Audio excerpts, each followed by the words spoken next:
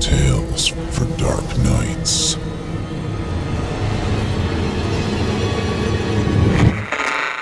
Want to make sure you never miss a Chilling Tales for Dark Nights video again? Be sure to subscribe and hit that bell to turn on notifications. The following program is a production of Chilling Entertainment and the creative team at Chilling Tales for Dark Nights, and a proud member of the Simply Scary Podcasts Network. Visit simplyscarypodcast.com to learn more about this and our other weekly storytelling programs, and become a patron today to show your support and get instant access to our extensive archive of downloadable ad-free tales of terror. Thank you for listening and enjoy the show. The darkness has found you.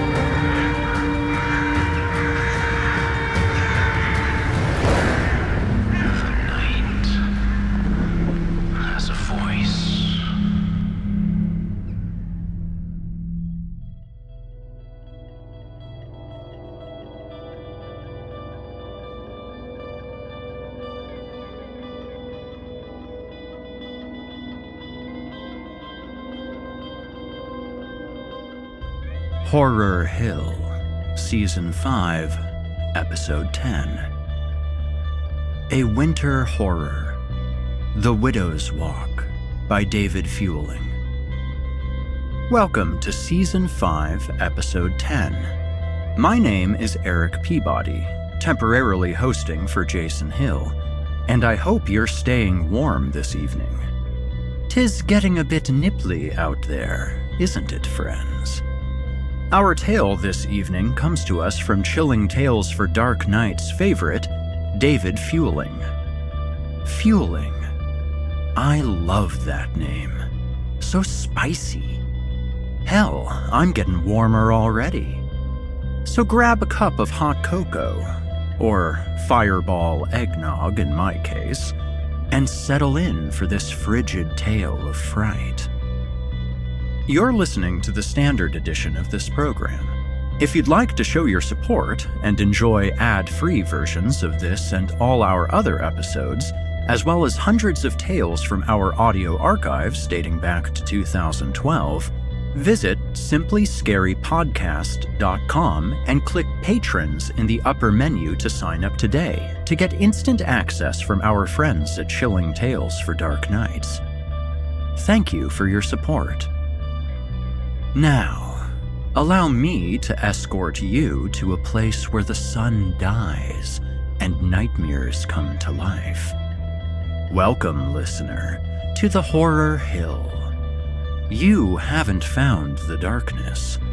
The darkness has found you. And now, without further ado, from author David Feuling, I give you The Widow's Walk.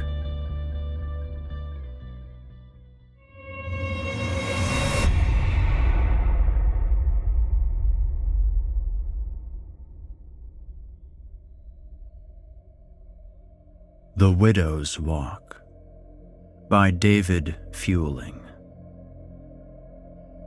The evening would arrive before long, but Marian wanted a bit more time outside. She hoped to study the birds that still hopped and pecked at the dusty grounds around Ernstmoor Estate. Sometimes they would turn their heads, directing one of their black and focused eyes at Marian as she approached. If she drew any nearer, They bounded effortlessly into the air and then arrived elsewhere after a brief, swooping arc through the sky. Just a month earlier, Marion had been given a water whistle for Christmas. It was meant to imitate the sounds of a canary when the air was blown through. She used it now and again as she walked, creating a loud and piercing trill like the song of a bird. Marion observed intently how the noise drew the interest of some birds, but not of others. The whistle had been a gift from her grandfather. Grandpa Tom was Marion's favorite guardian and her hero in numerous ways that no other family member could match. Marion often felt as though Tom Ernst was the only person she could trust with her whole heart. She loved her grandfather, and every new gift or lesson he imparted to her became immediately precious inside her mind. Each day, they would talk about something new. Marion would learn from Grandpa Tom, or she would be allowed to share her feelings with him. Tom was the only person who allowed Marion to talk to her heart's content. The water whistle she held now was the latest in a long line of cherished connections between young Marion and her grandfather. Although Marion was only 11 years old, she had already been taught many things by her grandfather. She had learned crueler lessons from others living in Ernstmore Estate, but had also grown somewhat adept at avoiding those in the house who did not have her best interests at heart. There was mean old Hector, for example. He was one of Tom Ernst's sons, but never treated Marion as though she were part of the family. Marion often wondered about what made Hector so unfriendly toward her. Her memory provided no hint as to why it had always been this way. She did not feel that she had ever done anything to make Hector dislike her. The light from the setting sun was fading around her, and it cast everything in a kind of half-monochrome. The former brilliance of the bird's feathers was now muted to shades of gray. She sat for a moment, pensive, and observed her joy to be surrounded by the peaceful flow of nature around Ernstmore's grounds. She trilled another soft whistle out into the air. She remembered that Grandpa Tom had warned her against staying outside until very late, but there was still a glow of twilight illuminating everything around her, for now. There was still time to enjoy nature before the things that Grandpa Tom called the night wanderers would begin to stir. He had not elaborated the first time that he warned Marion about this. Seeing how the name alone had disturbed her, Ernst dropped the subject and did not discuss it further, nor had Marion pressed her grandfather on what specific form a night wanderer might take. He had only said that they came to Ernstmore Estate from the woods.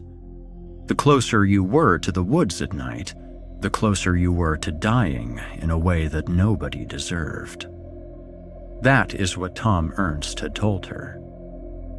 Marion remembered that his warning had been prompted by her presentation of a spider she had caught one evening. Were the night wanderers a kind of deadly spider? It was doubtless that they were some manner of creature that became plentiful only after darkness had fallen. Marion shuddered to imagine what Grandpa Tom might have meant, and so she pushed the story out of her mind. There was still perhaps half an hour of the day's waning light left for her to enjoy. She would surely be inside before it grew too dark. Aside from the unprompted cruelties of old Hector, the world was finally beginning to make sense to 11-year-old Marion. Her grandfather taught her all about the world and the different kinds of people in it. Together, they explored all over the painted, oaken globe that Tom Ernst kept in his study. Grandpa Tom explained that there were honest and dishonest people everywhere in the world, and that it was sometimes difficult to tell the difference between these two types of personalities. He taught her about business and about the ways to be successful in a changing world. Tom said Marion could be whatever she wanted to be when she grew up, but she should start thinking about what that meant now. Marian sent another soft trill of air through her whistle as she thoughtfully observed the sky growing darker. The night was coming by small but rapid degrees, and Marian knew she should soon return to the estate for supper. She did not notice Hector approaching to stand behind her. He had not called her, nor had he approached her in his usual manner. Hector usually tramped loudly on heavy feet and huffed out his breaths as though perpetually exhausted by the effort of moving. This time, however, Hector had been deliberately quiet. He snuck up on Marian, intending to startle the child. Gripping the back of her dress's collar and yanking roughly backward, he pulled Marian off her feet and forced her to land, sitting against the muddy grass. "You've gone and ruined your dress," he grumbled. "And you've wasted my time as well. I've been sent to gather you for supper when instead we should both already be eating." "I'm sorry, Hector," Marian answered automatically. Any other response would only enrage the brutish man. "Let's hurry to supper then. Will that be all right?" "Oafish girl," Hector replied as he turned to begin his huffing and puffing march toward the estate's main entrance. They walked together only a short distance, and yet the darkness was swiftly arriving. By the time that they had reached the sturdy double doors leading to the estate's foyer, the dusk had turned fully to night. At the dining table, Hector's attacks on Marian did not relent. "She's an indolent child," he grumbled through a mouthful of food. "She isn't," said old Tom Ernst. His tone was calm, but firm and authoritative. Marian smiled with gladness that her grandfather was there to defend her. She said nothing in response, though, and neither did Hector. Everyone ate in silence for the majority of the meal, although Grandpa Tom did initiate conversation a few more times. He asked Marian what kind of birds she had seen while adventuring outside, and whether she knew the proper names for their anatomical features. Tom recommended that Marian learn to draw the birds that she saw. He added that he would soon obtain a notebook and set of coloring pencils for his granddaughter to have. This, he said, would allow Marian to begin journaling the things that she discovered. Marian thanked him, profusely and earnestly. She noted, as she did so, that Hector's scowl deepened with each kind word shared between Marian and her grandfather. Hector stalked Marian through Ernstmoor most evenings, harping with pleasure on her every action. She began to learn how to evade him through the house's many rooms and corridors, though.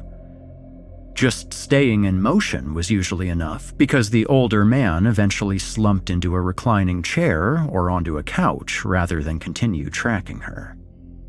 If Hector could not keep up with Marian, he often allowed his attention to fall to other things. It was simply a matter of staying ahead of old Hector, or else of staying nearby to her grandfather. Tom Ernst retired to bed soon after supper, however, so for the majority of each evening, Marian and Hector mainly were left alone with each other. Hector's mistreatment stemmed from misplaced anger at his own father, Thomas Ernst. To see Marian showered with praise and affection made Hector sick to the pit of his stomach. The natural desire that Marian should thrive was exactly what Hector envied about her relationship with Tom. Hector despised that anyone should enjoy this kind of nurturing love from the man whose success Hector so severely wished to emulate. Marian was too young to understand this, but she sensed the form of his resentment in the way he treated her. In later years, Marian would understand more fully why she had been punished with such abhorrent eagerness by Hector. It was simply because she enjoyed Tom Ernst's love. The Widow's Walk had become a favorite area where Marion could be free of Hector, at least for a while. He loathed to follow her upstairs from the ground floor to the rooftop of Ernstmore Estate, and Hector's laziness often surpassed his desire to track the child. Marion thought joyfully about the many stars that the outdoor walkway could reveal to her on a night like tonight. Marion enjoyed the quiet and solitude that could be found up there. She would sometimes watch the stars, or bring a lamp by which she could read a book in the crisp nighttime air. Tonight, however, she had brought no light. She carried only her water whistle and now added a long woolen scarf, which she began lacing around her neck and shoulders for extra warmth in the frigid outdoor air. She looked for the moon, but tonight it had waned to new darkness. It was an orb of deep gray on a field of otherwise perfect black. The stars, though, were crisp and bright. They were countless and yet discreetly permanent in their formations. Marion thought to the promise of a notebook with which she could draw all the things that she saw each day in vibrant colors. She wished already that she could preserve the constellations above her, enjoy them, and continue studying them during the daytime. Marion felt powerfully at peace and remained to stare upward until she heard the sound of heavy footfalls trumping up the stairs to the Widow's Walk. The door was thrown open suddenly by Hector, as she had guessed it would be just before he appeared there. Especially keen on disturbing Marion tonight, he now huffed with the effort of climbing up to the roof of Ernstmore. "Give me that whistle," he demanded. In her stargazing, she absent-mindedly held the gift from her grandfather between her fingertips. Marion remained motionless and allowed Hector to pluck the toy from her hands. "I wouldn't want you making a racket up here," said Hector. "Not while I teach you this lesson." It took Marion a moment to realize what he meant. Those seconds of confusion were all that Hector needed to put his plan into motion. He turned and passed back through the door that led to the Widow's Walk from inside. Standing to block the doorway, he spoke sternly to her. "You should not flee from your elders, especially when they only wish to provide you with wisdom and guidance." Even as he pretended on this point, Marion could hear the superficiality of it. There was only malevolence dripping from his voice, and nothing else. She searched for words that might save her before she was locked out, cast into winter cold that would only worsen as the night continued. She took a silent step forward and found that she could think of nothing that might convince the hateful man to spare her. Hector was behind the door and locking it before Marion could say a word in response.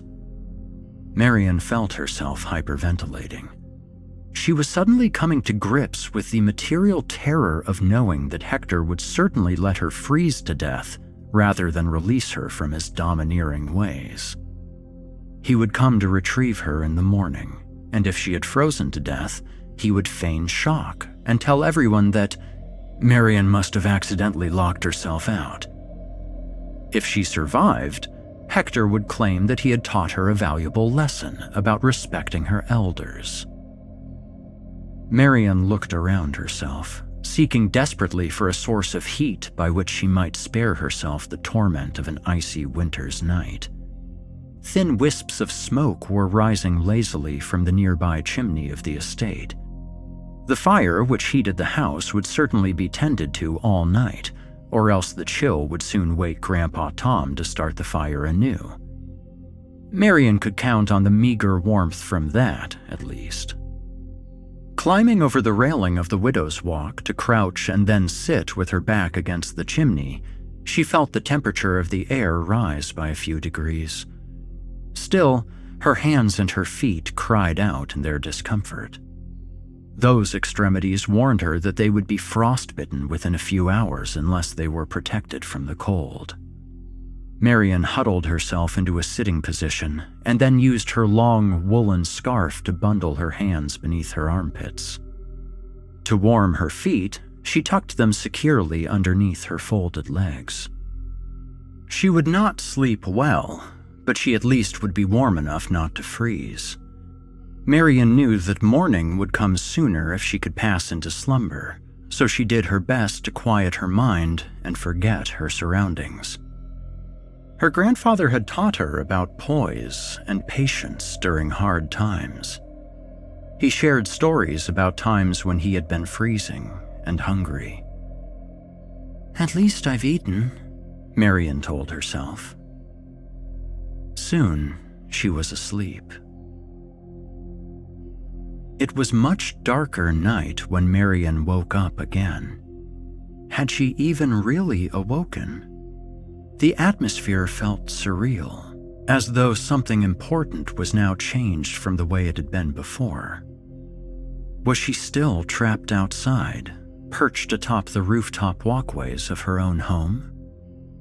Marian dared not move her body from the warmth-preserving position in which she had fallen asleep, even though her nose was numb and she wished badly to rub some feeling back into it. Her eyes began to adjust to the blackness around her. In the colorless contrast of her low-light vision, she could see the estate's grounds extending out beyond the house. Everything was motionless, except the gentle sway of the trees whenever a wind came through. Marian then suddenly noticed another subtle source of motion that existed at the limits of what she could see. It looked to Marian like a man was standing idly near the perimeter of the Ernst Moore property grounds. The figure was just beyond the estate's outer fence, near where the untamed woods began. She strained to see whether it was a real interloper or simply a hallucination. As she struggled to define the details of the motion that she saw, the shape of the man seemed to spring suddenly onto the tall, wrought iron fence of the estate's property border. Moving like a spider, the form of whatever Marian was seeing moved over the top of the fence and was on the other side with impossible speed. She tried to cringe back against the chimney in fear, but her muscles did not respond readily. She felt paralyzed and remembered suddenly that Grandpa Ernst had once told her a story about being rendered immobile by a half-waking nightmare. In Tom's case, the terrible state had been induced by him falling asleep while lost in the woods.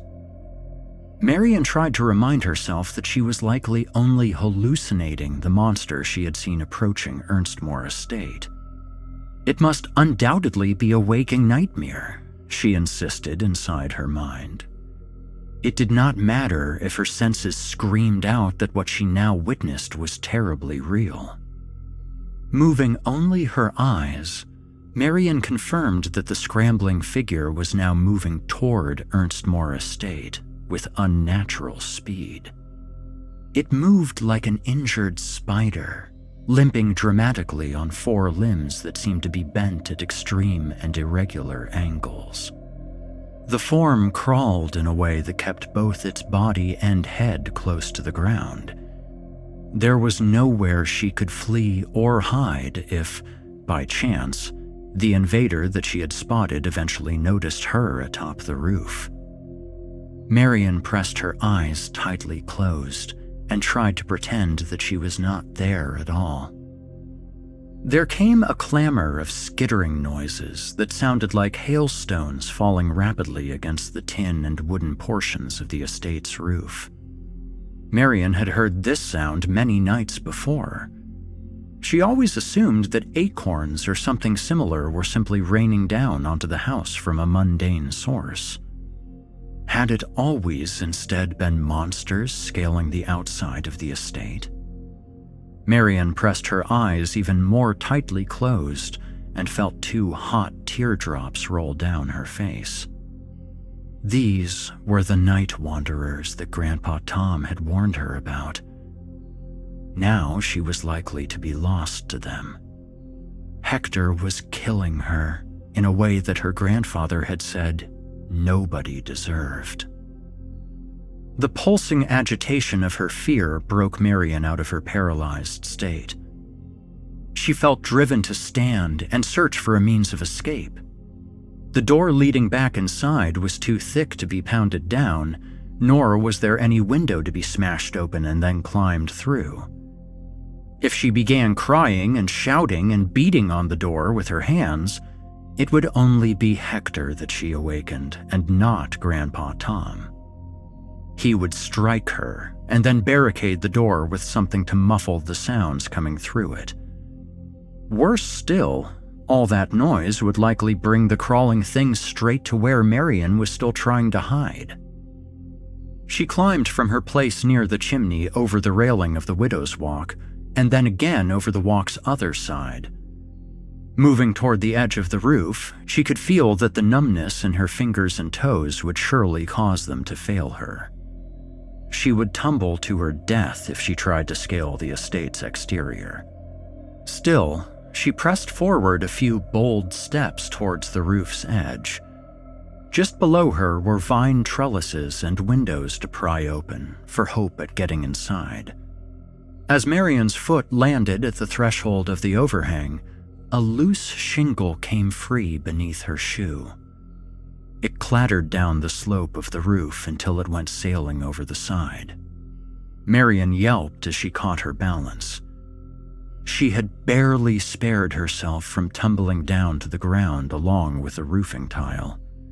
In response to her outcry, Marian heard the various clattering sounds of strange things climbing the house suddenly all stop.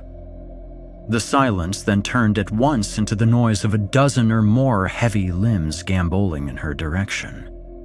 The sound became like an engine, pressing methodically toward her location to investigate, when previously there had only been wandering melodies of sound.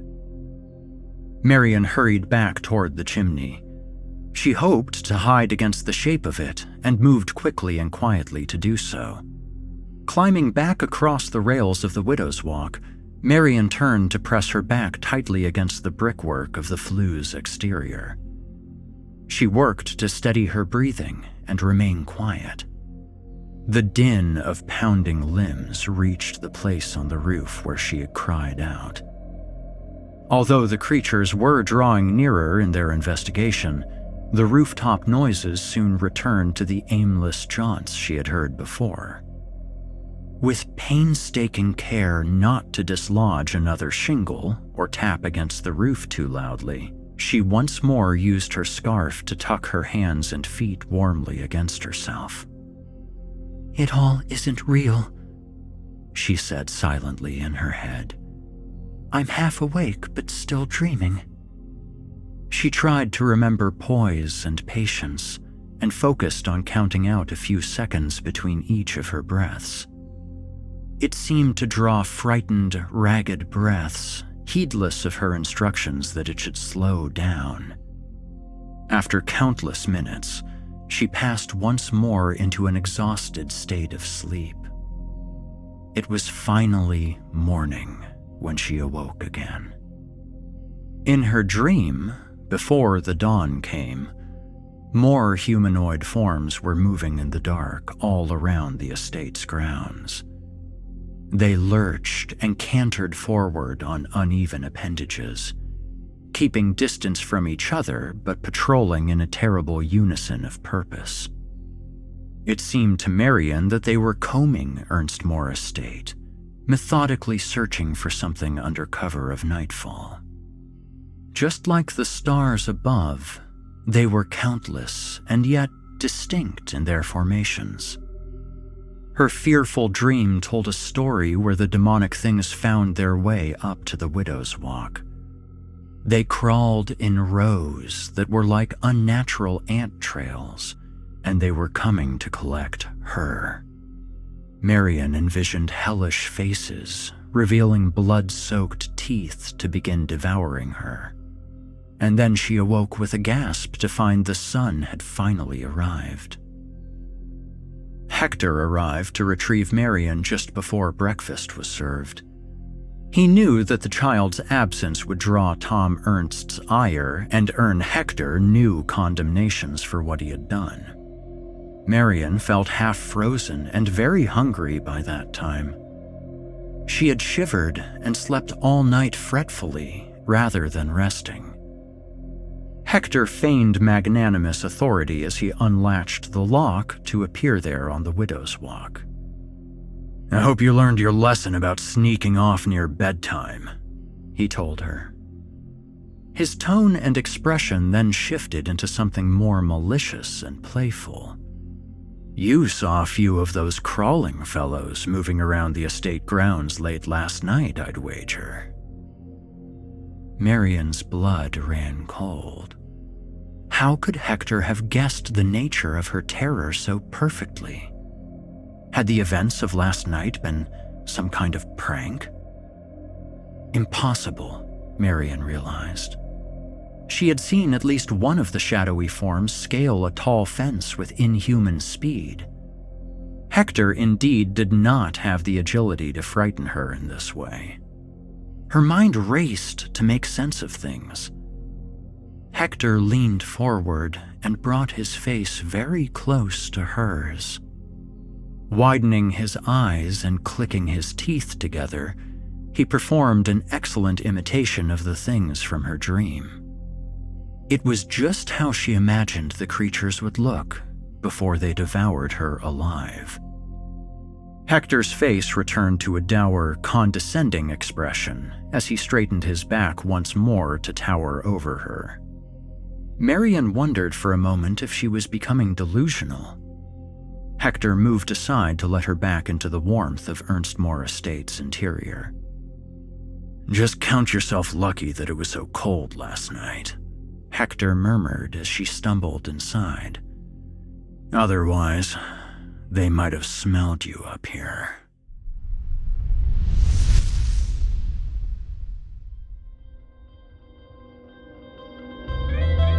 You've been listening to The Widow's Walk by David Feuling.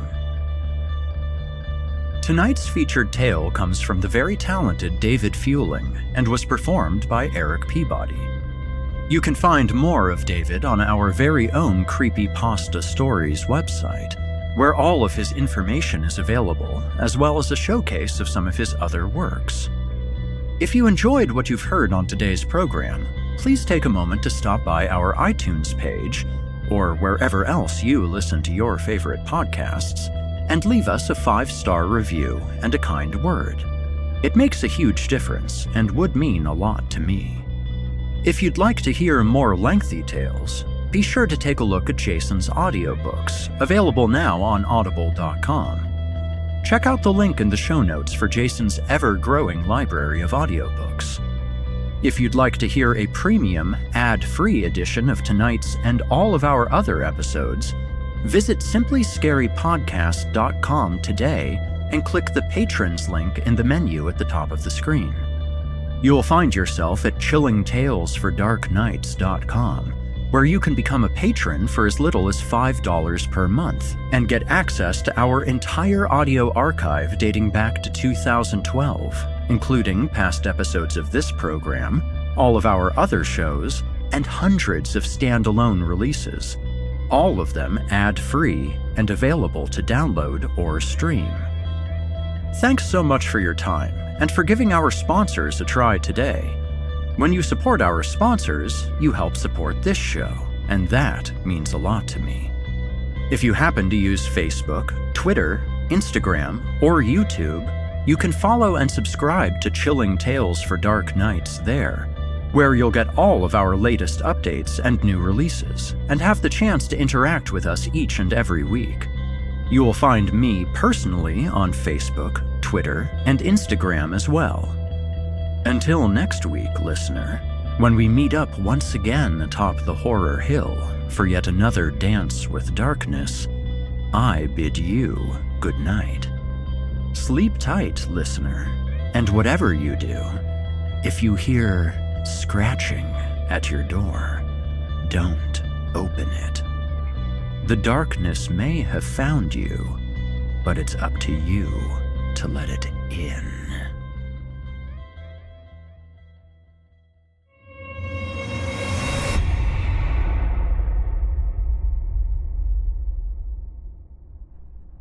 Thanks for listening. You've been listening to the Horror Hill Podcast, a production of Chilling Entertainment and the creative team at Chilling Tales for Dark Nights, and a proud member of the Simply Scary Podcast Network. Visit simplyscarypodcast.com today to learn more about our network and our other amazing storytelling programs. Tonight's episode was hosted by, and its featured tale performed by, yours truly, Erik Peabody. Selected stories have been adapted with the kind permission of their respective authors. Original music provided by Felipe Ojeda. Finalization by Craig Groshek and N.M. Brown. Artwork by the amazing Omega Black. Got a terrifying tale of your own that you'd like performed? I take submissions. Email it to us today at submissions@simplyscarypodcast.com to have your work considered for future production. If you enjoyed what you heard on tonight's program and are joining us on your favorite podcast app, please subscribe to us to make sure you never miss an episode and leave us a 5-star review and a kind word. Your feedback means a lot to me. You can also follow Chilling Tales for Dark Nights and yours truly on social media to connect anytime and get the latest updates on this and our other programs. If you're listening on the Chilling Tales for Dark Nights YouTube channel, do us a favor and hit the subscribe button and the bell notification icon as well to get more spooky tales from me and the crew and another episode of this program each and every week. And don't forget to hit the thumbs up button to let us know how we're doing, and leave a kind comment. And don't forget to visit us at chillingtalesfordarknights.com and consider supporting the team by becoming a patron. In addition to helping us out, you'll get exclusive access to our audio archives and ad-free downloads of all of your favorite stories, including those you've heard on this program. As for me, you can hear more of my work on the Chilling Tales for Dark Nights podcast. However, I'll be back next week with more terrifying tales to keep you up all night. If darkness is what you're after, listener, your search is over. Yet, let it be known, you haven't found the darkness. The darkness has found you.